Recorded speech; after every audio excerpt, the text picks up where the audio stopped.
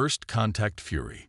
The stars blurred into streaks of light as the ESS Thunderbolt cut through the void of space, its revolutionary quantum engines propelling the massive warship faster than any human vessel had traveled before. Captain Maya Harrison stood at the command center viewport, her weathered face illuminated by the blue glow of holographic displays. 20 years in Earth's Space Defense Force hadn't prepared her for the weight that now pressed down on her shoulders. The fate of humanity itself. Approaching target coordinates, Captain. ETA 3 minutes, announced Lieutenant Commander Raj Kapoor, his fingers dancing across the navigation console. Maya nodded, her steel-gray eyes never leaving the tactical display.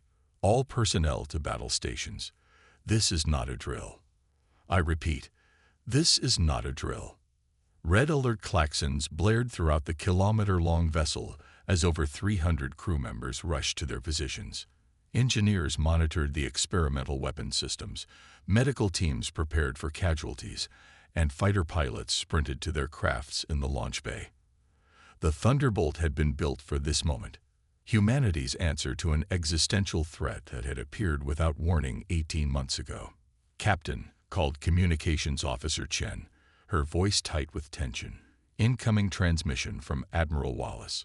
The stern face of Fleet Admiral Wallace appeared on the main screen, deep lines etched around his eyes from countless sleepless nights since the first attack. Captain Harrison, NTL confirms the Vrexian fleet has begun their approach to the Ganymede colony. Estimated civilian population, 30,000. If they fall, Jupiter's defensive line breaks, and Earth becomes vulnerable.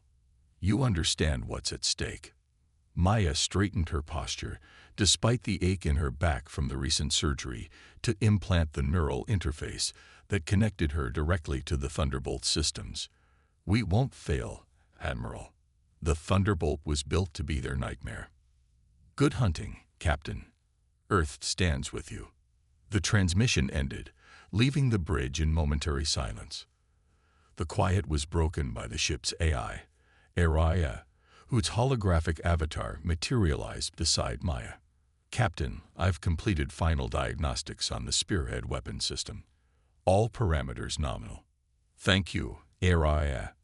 Maya replied, still not entirely comfortable with the advanced artificial intelligence that had been integrated into every aspect of the warship. But humanity needed every advantage now, even ones that made her uneasy. The day the Vrexians arrived changed everything.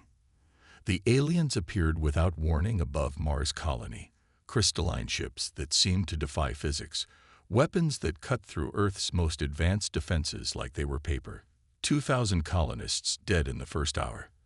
The Vrexians made no attempts at communication, no demands, just methodical destruction that spread to the outer colonies.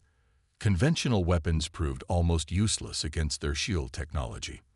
The aliens' crystalline ships absorbed energy weapons and deflected kinetic projectiles with ease.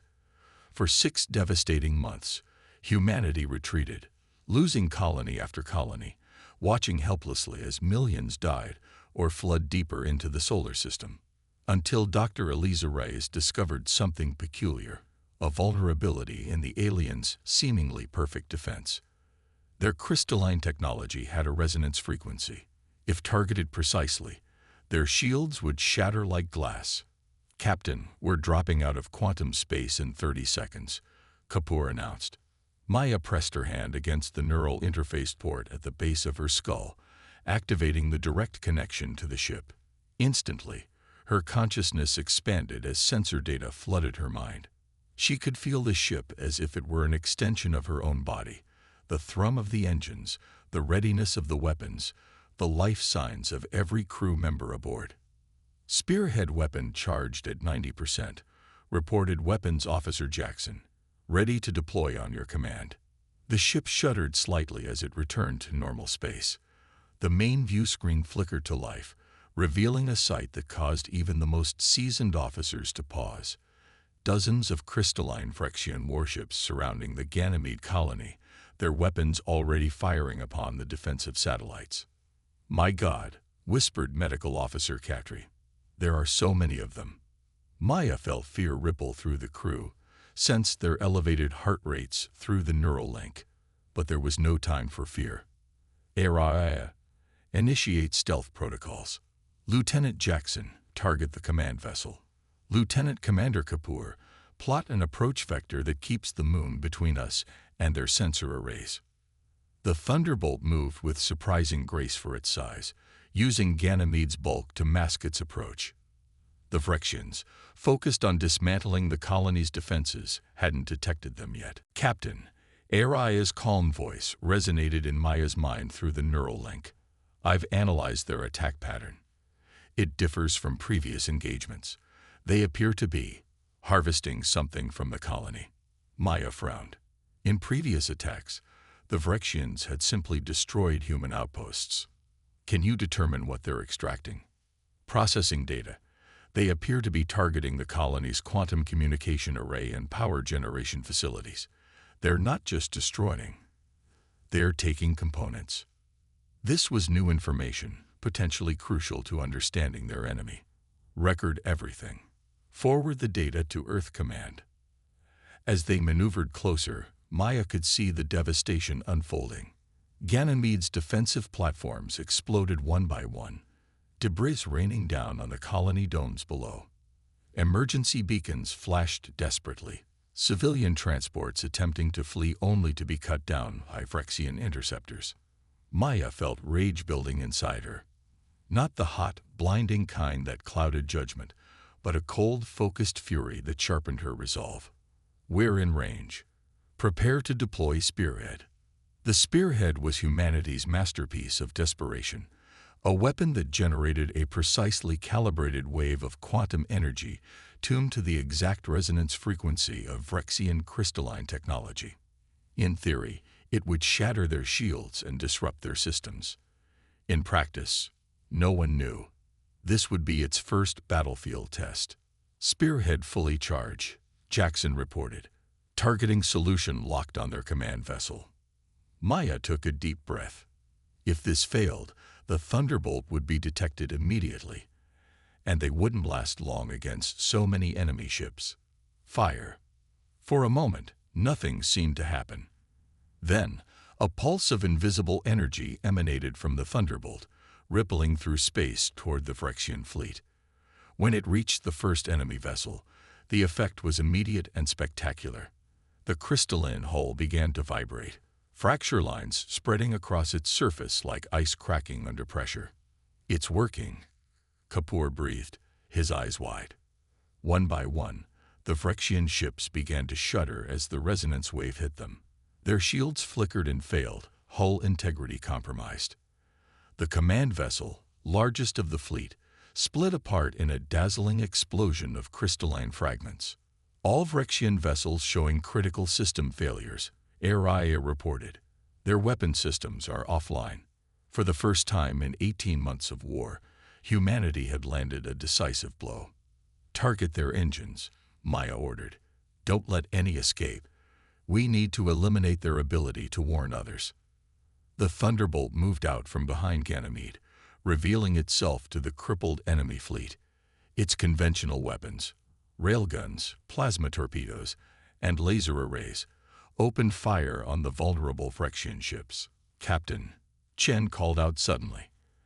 I'm detecting unusual energy readings from the third vessel on the starboard side. It's different from the others. Maya focused her attention through the neural link, zooming in on the ship in question. Unlike the others, this vessel was attempting to retreat rather than continuing to attack the colony. And there was something else. Its design was subtly different, with green energy patterns running through the crystalline structure instead of the typical blue. Araya, analyze that ship. What are we looking at? The AI processed the sensor data. The vessel appears to be of a different configuration. Energy signature suggests a non-military purpose, possibly a research or diplomatic vessel. Maya made a split-second decision. Lieutenant Jackson, disable that ship but do not destroy it. Lieutenant Commander Kapoor, prepare a boarding team. If that's a non-combat vessel, there might be information we can salvage. As the battle continued around them, The Thunderbolt's precision weapons targeted the unusual Vrexian ship, carefully disabling its propulsion systems without destroying it. The rest of the alien fleet wasn't so fortunate. Within 20 minutes, the space around Ganymede was filled with drifting crystalline debris, the remains of what had been a formidable invasion force. "Fleet neutralized, Captain," Jackson reported, a hint of disbelief in his voice. "All enemy vessels destroyed or disabled." A cheer erupted across the bridge, quickly silenced by Maya's raised hand. "We're not done. Send word to Ganymede Colony that the threat has been eliminated and dispatch medical teams to assist with casualties. Commander Ortiz, assemble a boarding party for the disabled Vrexian vessel. Full hazard protocols. I want to know what makes that ship different." As the Thunderbolt approached the crippled alien craft, Maya couldn't shake the feeling that they'd just stumbled upon something significant. For 18 months, the Vrexians had been a faceless enemy, their motives unknown, communication impossible. Perhaps this was their chance to finally understand what they were fighting against. Commander Sofia Ortiz, head of the Thunderbolt's Marine contingent, appeared on the bridge in full tactical gear. "Boarding team ready, Captain. We'll bring back whatever intel we can find." Maya nodded. "Be careful, Commander. We still know almost nothing about their biology or intentions." "With respect, Captain," Ortiz replied with a grim smile. "After what they've done to our colonies, I'm not feeling particularly diplomatic." As the boarding team departed, Maya turned her attention to the aftermath of the battle. Emergency signals from Ganymede indicated heavy damage to the colony infrastructure, but thousands of survivors. For the first time since the war began, they'd arrived in time. "Captain," Araya's voice interrupted her thoughts. "I've detected a transmission from the disabled Vrexian vessel. It appears to be a distress signal." Maya frowned. "Can you decode it?" "Negative. The language is unknown. However, I'm detecting patterns that suggest it's not being directed at other Vrexian forces. The transmission frequency is different from what we've observed in their communications." Before Maya could process this information, Commander Ortiz's voice came through the comms, tense and urgent. "Captain, you need to see this. We found something. Someone. Not what we expected at all." Maya felt a chill run down her spine. "What is it, Commander?" "It's there. The Vrexians, Captain. They're not what we thought they were." "There?" Ortiz's transmission suddenly cut off. "Commander Ortiz, report." Maya called out, alarmed. Static filled the channel for several seconds before Ortiz's voice returned. "Captain, we need a medical team here immediately, and you should come see this yourself. I think everything we thought we knew about this war just changed." As Maya prepared to join the boarding party, she couldn't help but wonder what they'd discovered aboard that alien vessel, and how it would change the course of a war that had already claimed millions of human lives. One thing was certain: the successful deployment of the spearhead weapon had just turned the tide. For the first time since the Vrexians appeared, humanity had hope. But as the saying went, hope was a double-edged sword, and Maya couldn't shake the feeling that they were about to discover the sharpest edge yet. Salvation's edge. Captain Maya Harrison stepped through the airlock onto the disabled Vrexian vessel, the artificial gravity noticeably lighter than Earth standard. The boarding team had secured a path to what they believed was the ship's command center, placing portable atmosphere generators at intervals to create breathable air pockets. Even through her hazard suit, Maya could feel the strange vibration emanating from the crystalline walls, almost like a heartbeat. "This way, Captain." Commander Ortiz guided her through corridors that seemed to be grown rather than constructed, the translucent crystal walls pulsing with dim green light. "What we found is just ahead." Maya's neural link to the Thunderbolt remained active even at this distance, a constant stream of data flowing between her implant and the ship's eye. She could sense ARIA monitoring her vital signs, ready to alert the crew if anything went wrong. "Talk to me, Commander. What am I about to see?" Ortiz hesitated, something Maya had rarely witnessed from the usually unflappable Marine. "It's easier if you see for yourself, ma'am." They entered a large chamber where the crystalline architecture opened into a dome. At the center stood what appeared to be a containment pod, around which several of Ortiz's Marines stood guard. Medical Officer Catry was hunched over a figure lying on the floor, her scanner humming as she worked. As Maya approached, she finally saw what had caused Ortiz's uncharacteristic reaction, and felt her own breath catch. Inside the containment pod was a Vrexian. At least, what they had assumed Vrexians looked like based on fragmentary images from previous engagements. Tall, with iridescent skin that reflected light like their ships, 4 upper limbs, and a crested head. But the being on the floor, the one Dr. Catry was treating, was unmistakably human. He was kept in some kind of stasis, Chetri explained without looking up. Severe malnutrition, muscle atrophy consistent with long-term imprisonment. But he's stable. Maya knelt beside the unconscious man. He appeared to be in his 50s, with a gaunt face and hair that had grown long and wild. His arms bore strange metallic implants, different from Earth technology. "Who is he?" Lieutenant Chen, who had accompanied the boarding party as a language specialist, stepped forward with a data tablet. "We found this, Captain. It appears to be his personal log kept on a modified Earth device. According to the first entries, his name is Dr. Alexander Novak. He was the lead scientist on Europa Station before it was attacked 15 months ago." Maya's eyes widened. Europa Station had been one of the first colonies to fall, its destruction particularly brutal. There had been no known survivors. "He's been their prisoner all this time." "Not exactly a prisoner," Chen replied, her expression troubled. "From what we've translated so far, he's been working with them, possibly under coercion. But..." A weak voice interrupted her. "Not coercion. Necessity." The man's eyes had opened, bloodshot but alert. He struggled to sit up, Catry gently supporting him. "Dr. Novak," Maya asked. "I'm Captain Harrison of the ESS Thunderbolt." The man nodded weakly. "I heard the resonance weapon.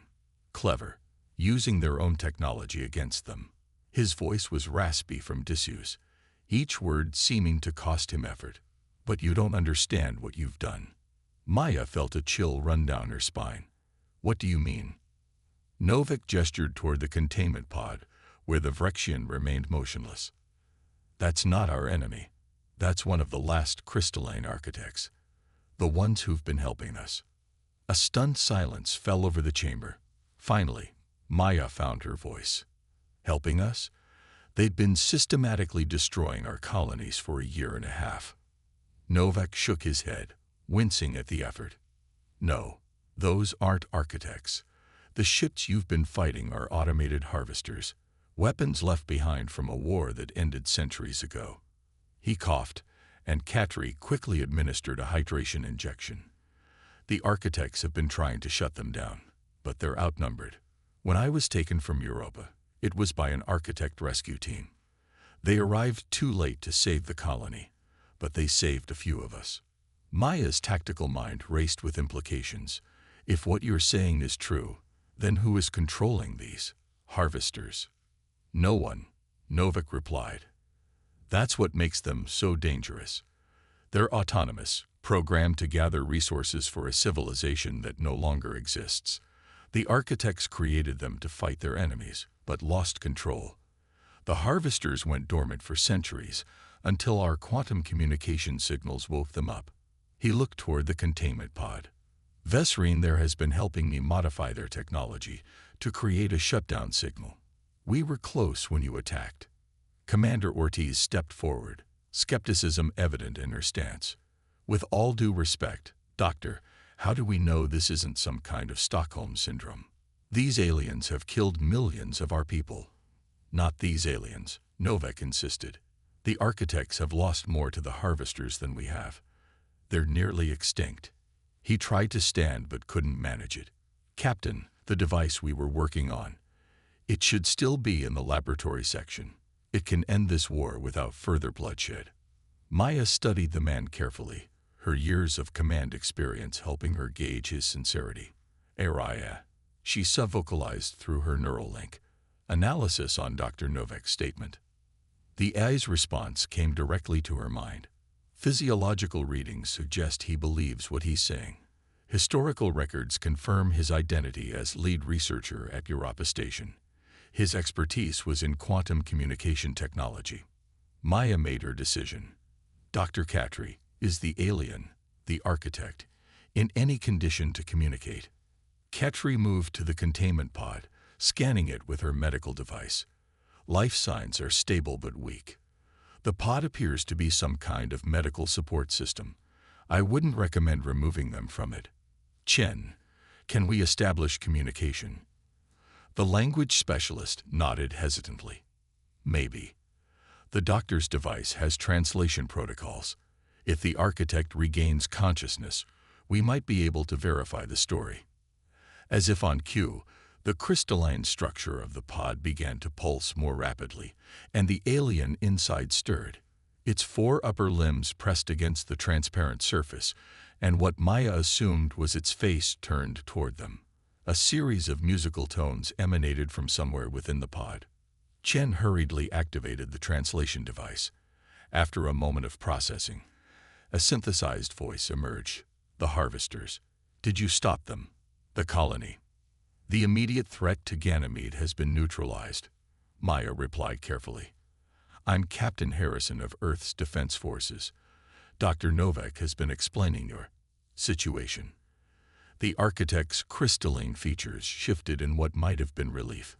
Captain, the resonance weapon you used, effective but dangerous, could trigger harvester fail-safe protocols. Must complete shutdown signal before more arrive. Maya glanced at Novak, whom nodded urgently. The harvesters have a distributed network. Destroy some, and others adapt. The more we fight them conventionally, the stronger they become. But the shutdown signal targets their original command protocols, something they can't evolve against. A sudden alert from the Thunderbolt interrupted their conversation, Araya's voice broadcasting to Maya's comm unit, rather than through the neural link, so everyone could hear. Captain, multiple quantum signatures detected approaching from the outer system. Energy patterns match Prexian harvester vessels. Estimated time to arrival, 17 minutes. Maya's training took over. How many? Initial count suggests over 50 ships, Captain.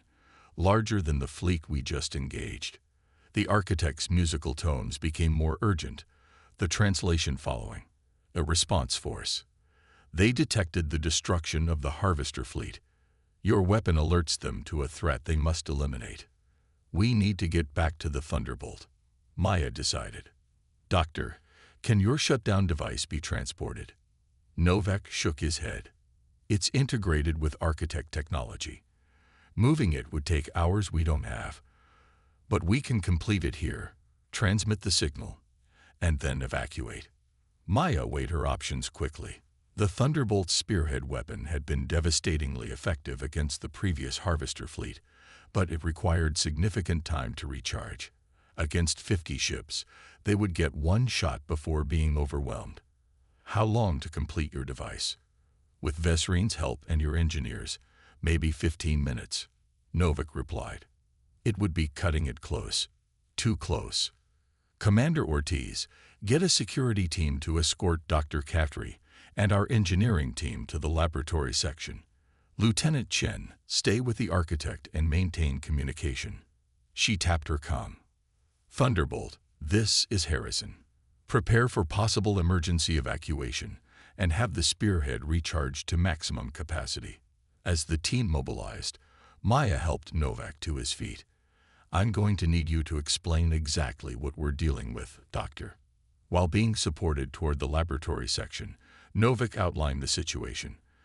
The crystalline architects were an ancient species who had once dominated this sector of space.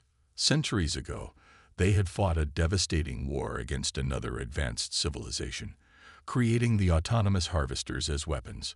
When the war ended through mutual destruction, the harvesters continued their programmed mission, gather resources to build more of themselves. Eventually, they went dormant as resources became scarce. Until our quantum communications technology awakened them, Maya finished, understanding dawning. They detected our signals as a new resource to harvest. Exactly, Novik confirmed as they entered the laboratory.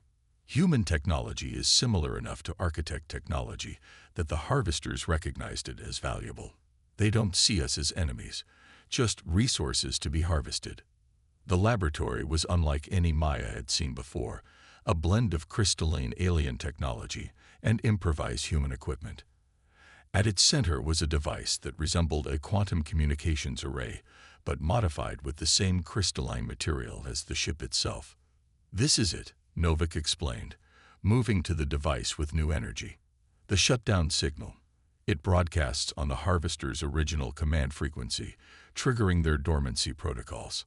"How close were you to completing it?" Maya asked. "We needed to calibrate the final resonance frequency. With your ship's quantum processors and my calculations, we can finish it." Maya connected directly to the Thunderbolt through her neural implant. "Araya, I'm transmitting specifications for a quantum signal device. Analyze and assist with calibration." The next 14 minutes passed in a blur of activity. Engineers from the Thunderbolt worked alongside Novik to integrate their technology with the alien device. Through the containment pod that had been moved to the laboratory, Vesrine provided critical guidance, explaining element connections that human technology couldn't interpret.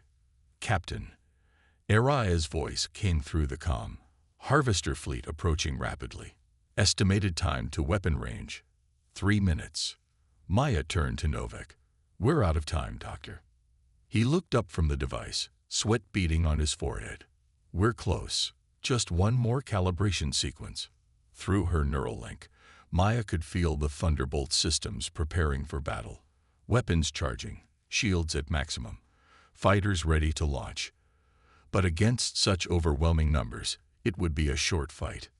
2 minutes to contact, Araya updated. Novak typed furiously on his interface, while Vesrine's musical tones communicated instructions that Chen struggled to translate quickly enough. The device began to hum, crystalline components vibrating in harmony. "There," Novik exclaimed finally. "It's ready."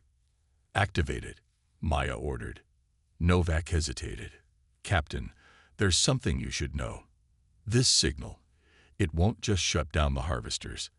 It might affect architect technology too, including this ship." "Meaning?" "Meaning we might be stranded here if the ship's systems go dormant."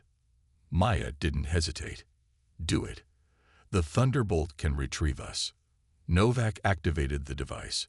A pulse of energy surged through the crystalline structures of the laboratory, spreading throughout the ship. The lights flickered, then stabilized at a lower intensity. "Signal transmitting," Novik confirmed. Maya tapped her comm. "All personnel, prepare for emergency evacuation."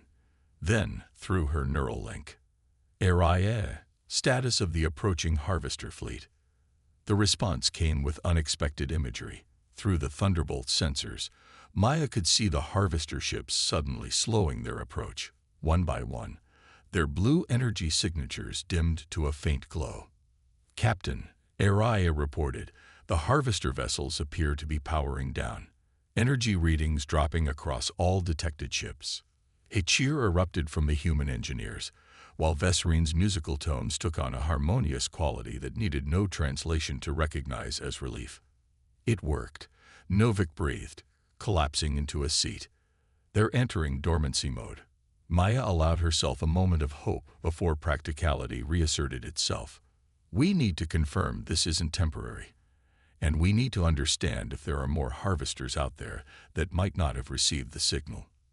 Vesrine's translated voice answered. "Signal will propagate through quantum network to all harvesters. Process may take time, but war is over. Architects in hiding will emerge. Help rebuild." The implications were staggering.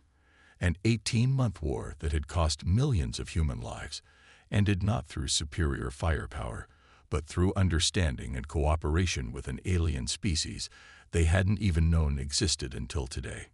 Over the next several hours, as evacuation procedures began and communication was established with Earth Command, Maya found herself standing at the viewport of the Thunderbolt's observation deck, watching as the dormant harvester ships drifted harmlessly in space. Beside her stood Novik, still weak but improving under Dr. Capri's care. "What happens now?" Maya asked, more to herself than to him.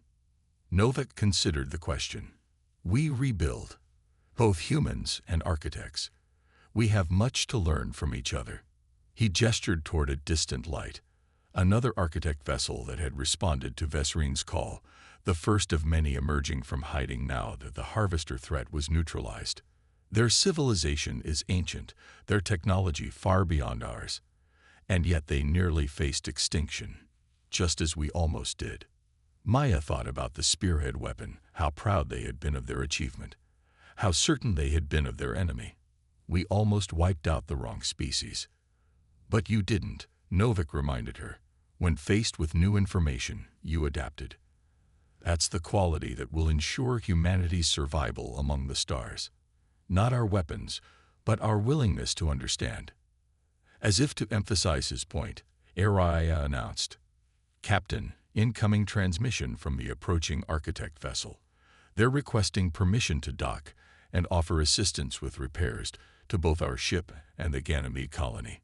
Maya straightened her uniform, aware that this moment would be remembered in human history, the true first contact with an alien civilization, not as enemies but as potential allies. "Permission granted. And inform Earth Command that the war is over. We have much to discuss." Later, as Maya prepared her official report in her quarters, she found herself staring at the metal case on her wall. Commendations from battles fought across the solar system since the harvesters first appeared. Battles won and lost, lives saved and lost.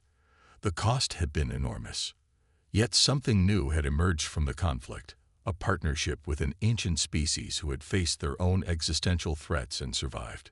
Together, they might be able to reclaim what had been lost and build something greater. Maya's neural link hummed with incoming data as ARIA monitored the ongoing communications between human engineers and architect technicians, already working together to repair the damaged Ganymede colony. The ease with which they found common ground was remarkable, both species driven by the desire to create rather than destroy. She thought of the ESS Thunderbolt, built as humanity's ultimate weapon, now serving as the platform for first diplomatic exchanges. Its very name represented humanity's conception of warfare: swift, powerful, destructive. Yet in the end, it wasn't the Thunderbolt that had won the day, but understanding. "Captain," Aria's voice broke through her thoughts. "Admiral Wallace is requesting a detailed briefing on the architects and the harvester threat." Maya nodded, knowing that convincing Earth's leadership to transition from a war footing to peaceful cooperation would be challenging. Many would be skeptical, demanding proof, questioning the architect's intentions. Trust between species wouldn't come easily, not after so much bloodshed. But as she prepared her report, Maya felt something she hadn't experienced since before the war began: hope. Not the desperate hope of survival against impossible odds, but the hopeful anticipation of discovery and growth. The stars that had seemed full of terror now promised something more. Beyond the viewport of the Thunderbolt, Earth's first true deep space warship, Maya could see the disabled harvester fleet, monuments to a war based on misunderstanding. And beyond them, the approaching lights of more architect vessels, emerging from hiding places throughout the solar system, coming to help rebuild what had been destroyed. The alien fleet had never stood a chance against humanity's warship, not because of superior firepower, but because of humanity's greatest strength: the ability to recognize an ally where they had once seen only an enemy. As the Thunderbolt's engines hummed with renewed purpose, Maya knew that this was just the beginning of a much longer, more important journey, one that would take humanity and their new allies far beyond the boundaries of their solar system and into a future neither species could have imagined alone.